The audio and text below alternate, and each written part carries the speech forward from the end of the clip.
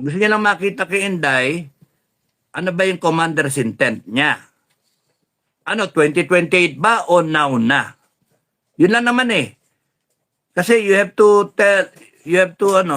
to realize 2028 is patay na tao, wala nang boboto, sira na tayo talaga. Yung COMELEC, dadayain ka, kundi kaya papatayin ka ng assassin, kundi kaya hindi ka na makatakbo kasi binago ng Constitution, 50 years old, di ka na makatakbo. Tapos nun, sinira ka sa impeachment. Ang daming ano eh. Ang problema, lahat yun nakatugon sa iyo. 2028, sa iyo. President, candidate, ikaw. Ang dapat patugunan, hindi yung para sa iyo.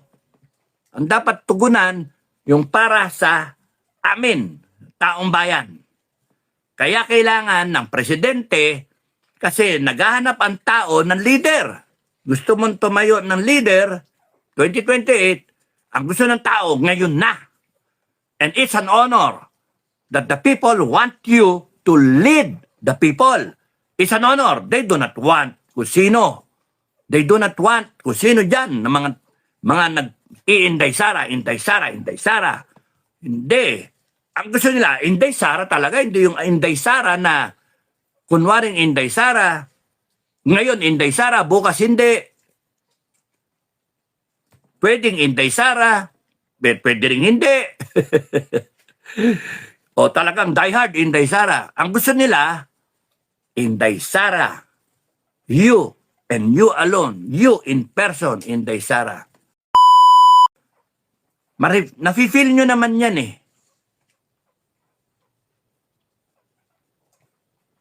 Pero pagka kunyari isa dyan tumayo, walang susunod. Walang susunod. Tanungin niyo ako na may kumusap sa akin kunyari may kumusap sa akin, mga leader. Susunod ako sa kanya? Question mark. Hindi ko alam eh. Kung peke, hindi ko alam eh. I have to talk to Inday eye to eye para makita ko yung perception niya, makita yung perception ko. Ano pa palagay mo sa grupo na to? Ano pa palagay ko sa grupo na yan? Compare notes. Kaya nga dapat, ewan ko ba? Kasi kunyari, tumayo ito, sasabihin, name drop kunyari, meeting kayo ni Inday. Malay ko ba nag-meeting talaga kayo? Mahirap yun ha. Tapos nun gusto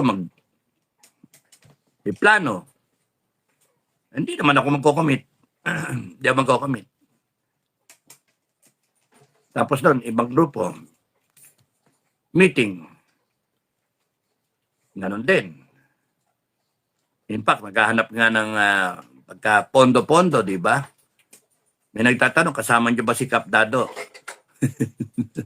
Ewan, bakit ako hinahanap? Kasi baka ang perception kasi tatapusin namin. Kailangan nila ng ganun, wakasan na. Patay kung patay, yung ganon. Kaya hinahanap. Si Captain Dado ba kasama niyo? Yeah. Ay, naku, mahirap itong ganito. Hula-hula.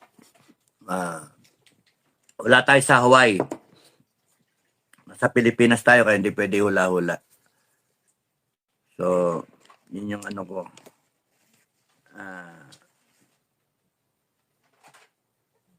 I wish that si Inday Sara will start leading us.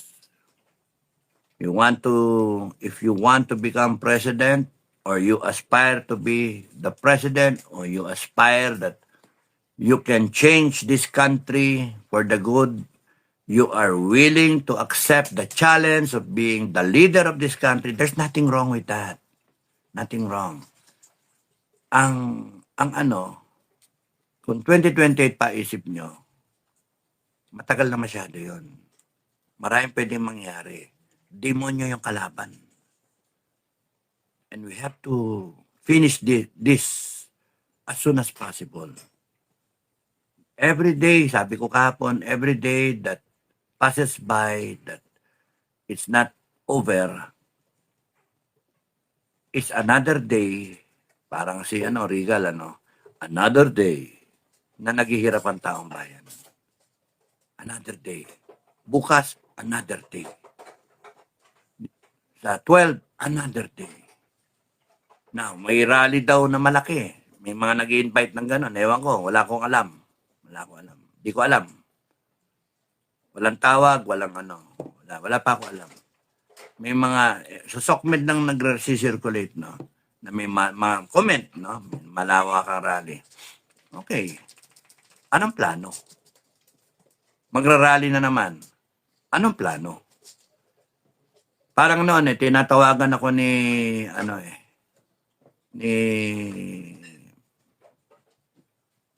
General, General Pokis, tinawagan ako.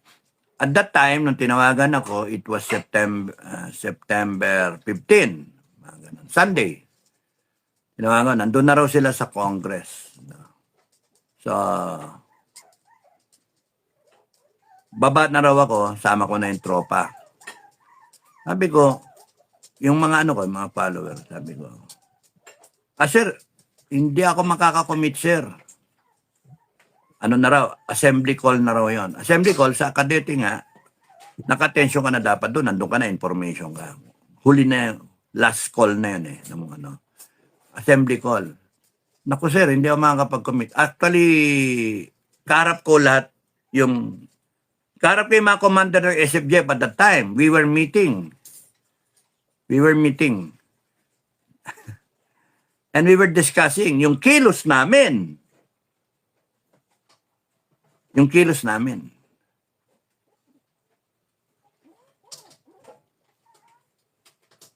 Kaya, nung nag-uusap, gumaganon ako sa mga tao, gumaganon ako.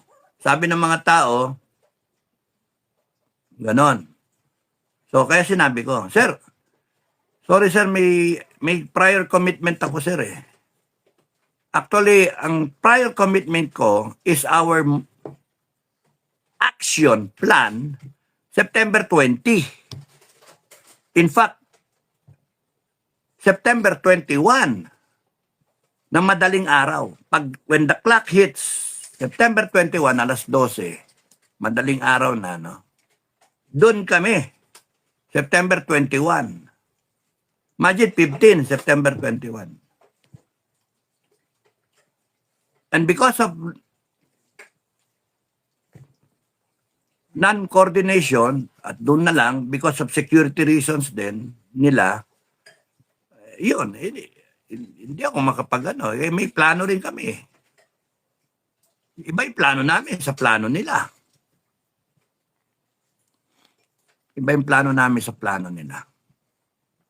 So I did not come dun sa na yun. But from there, they moved to Aguinaldo. Gate 1 muna, then gate 2, and then gate 4. Doon sila nagtagal na gate 4. Hanggang sa September 21. No? Yun yung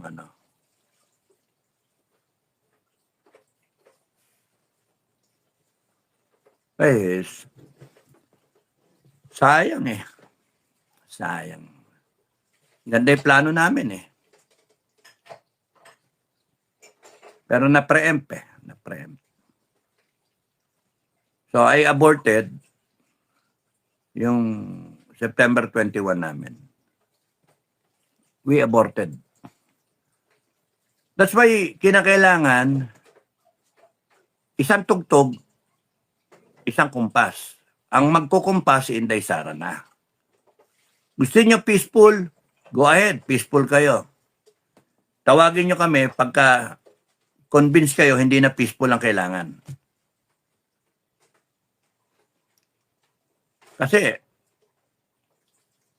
hanggat hindi kayo mag-create na situation na AFP-PNP will not support the administration mong giba, pag ito nandun pa rin yung poste na yon, Malacanang will still be there. Bongbong Marcos will still be there. And he will finish his term if the AFP, the PNP continue to support Bongbong Marcos. So, the thinking should be, kagabi sinasabi ko, what is the target? Marami nagsasabi Bongbong Marcos. Marami nagsasabi Malacanang. You rethink your position. Why burn the house? Why attack the house? Why attack the king when you know that there are so many soldiers protecting the king? Eh, ganyan, oh. Create a situation na itong dalawa na to will support the Filipino people. Instead of supporting Bongbong Marcos, lilipat silang ganyan to support the sovereign Filipino people. That should be the case. Ngayon, kung hindi kayo mag-uusap-usap, mga leader, at di mag-eye to eye kay Inday, Sara, wala mangyayari dito. Abuti kay 2028. Pagdating na 2028, wala na. Wala na, kahit anong eleksyon yan, wala na. Talo si Inday dyan pagka babantayan yung boto. Di nyo nga nabantayan yung Duterte O ngayon, problema natin yung mga senator na yan. Di ba? Yung mga lumabas. Dapat yan, lumabas Duterte lahat O, tingnan mo, sino yung mga sumingit. Yun ang problema ngayon dyan, ng mga senator. O, di ba? Si Soto, si Bam, Lacson, Erwin. Puta na. Paano nangyari yun? Ang layo-layo sa mga survey. Biglang lumitaw. Para tumahimik ang tao, litaw si number 1 si Bongo. Pagka nag-number 1 si Bongo at number 3 si Bato at number 5 ba si Marcoleta, it tells you something. Number 1 ko, Dayhard Duterte, Bato, si Bongo, Bato, Marcoleta. Duterte yun Ibig sabihin, yung bumoto, nag-Duterte yun, hindi mamimili. Nilagay si Lacson, si Soto, si Bam Aquino. Come on. Lahat tinaas ni Inday yung kamay Duterte. Nanalo nga si Camille at Villar at saka number 11, 12. Di na sa Duterte yun. Nanalo nga So bakit problema ngayon yung mga senator na yan ngayon, administration senators. Sige, tignan natin. Kantingin niyo pa ang tao. Tignan natin. Bukas, tignan natin. So yun yung ko. Hintayin natin bukas kung anong mangyayari. Kantingin. Pilitin ninyo na yung gusto ninyong mangyari. Tignan natin. Pagka lumusot bukas, another day. Lumusot bukas si Marcoleta, makapag-imbestiga, nakatutok lahat ng taong bayan. Tignan natin kung mailalabas yung what they have to say, yung 14.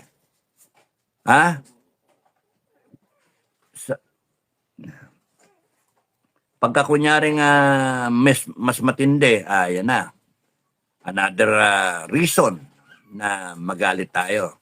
Ngayon, kunyari, doon pa lang sa Senado, hindi nila maipasok, kayong mga sumusunod, kayong mga pulis, may araw din kayo. May araw din kayo, ginagamit lang kayo nitong sindikato para pigilin yung katotohanan. Ngayon, malalaman natin. Kasi matatanda naman namin lahat ng pangalan Matatanda namin lahat ng pangalan. Okay? Kaya, malinaw. Si Cayetano, basta nandiyan pa rin hanggang hindi nagaano si Cayetano, hanggang walang bumabaliktad ng machismis ngayon, maugong si Joel Villanueva. Pero we'll see tomorrow. From now to the hearing. No? Pag hindi bumaliktad, wala. Wala. Tapos magre-request sila ng special session, gano'n, para magkudeta. Hindi, mag-hearing muna. Pagka naka-hearing, tsaka palitan nyo na si Cayetano. Kung may bumaliktad. Kung walang bumaliktad, yung 7 naman ang gusto natin madinig. I-schedule ulit yan. Ano magagawa nitong Win Gatchalian na faction, Totos faction? Sila Red Ribbon, Tulpo. Tingnan natin kung ano mangyayari. Nag-ano na yung Supreme Court, di ba? Wala. sindikato talaga to. Kaya sabi ko, balik do sa ano, di ba? Sino mastermind? Walang gustong umamin eh. Sino may-ari ng dinamita? Sino may-ari ng wala. Eh, bakit kawang yung dinamita? Dynamite fishing. Illegal yan. O ito, caught naman sila na stealing. No? Plundering, no? Sino nagpa-plunder? Sino mastermind? Wala. Walang mastermind. Boom ko na! Sino? Yun sir. Katayin mo yung isa dyan. Pag ikot ng gulong, katayin natin isa. Kita mo, lilitaw yung mastermind dyan. Ay, nako. Sa akin yung pakatay, sigurado yung mastermind, lilitaw mo. So, nasa natin AFP. Siya nga pala, isa pang gusto ko sabihin. Madam President, Plan B. Pag ikaw tumayo, mga pinuno, Plan B. Mga sir, mga ma'am, mga pinuno. Plan B.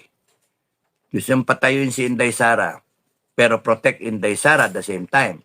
How will you protect Inday Sara? When tumayo na tayo, milyon. Pero kita nyo, nakailang milyon na tayo. Kayo, nakailang milyon na. Wala nangyari. Bakit? Kasi hindi nyo naintindihan eh. AFP-PNP, ang pilar na nagsusupport itong Marcos, kaya nandyan pa yan. Tanggalin mo yung poste, di ba? Di ba? So, sino ang target dapat ng vlogger, ng mga taong bayan, ng lahat? Si Marcos ba o ang AFP? Marcos will continue to be there even you produce millions as long as the AFP and the PNP continue to support Marcos and et al. That's the hard reality.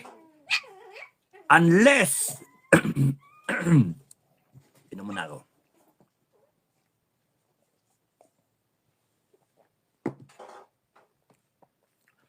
Unless merong kang situation na given yung structure ng AFP na ganyan, officers, middle grade officers, junior officers, enlisted men,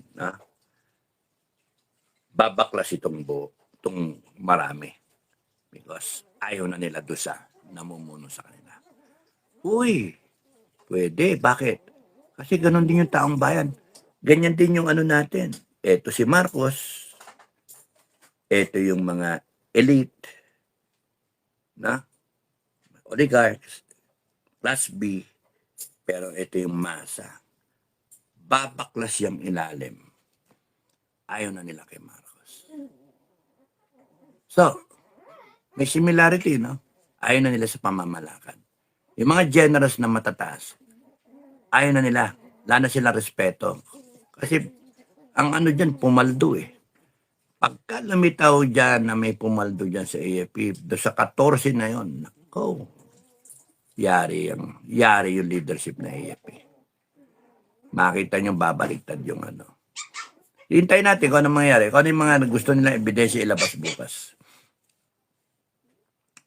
Kung ako nag-imbestiga, I will probe on the AFP and the PNP. Ang kinakailangan ko ilalim. Kuha nyo ako. Para kung merong milyon na tao, kinakailangan yung ilalim na yon sumuporta sa taong bayan. Paano mo ka-create yung situation na yun? Palitawin ninyo kung may pumaldo dyan sa AFP. Ito magagalit talaga. Pumaldo ba si ganyan? Pumaldo ba si ganon? Etc. Kung meron kayong video, kung meron kayong picture,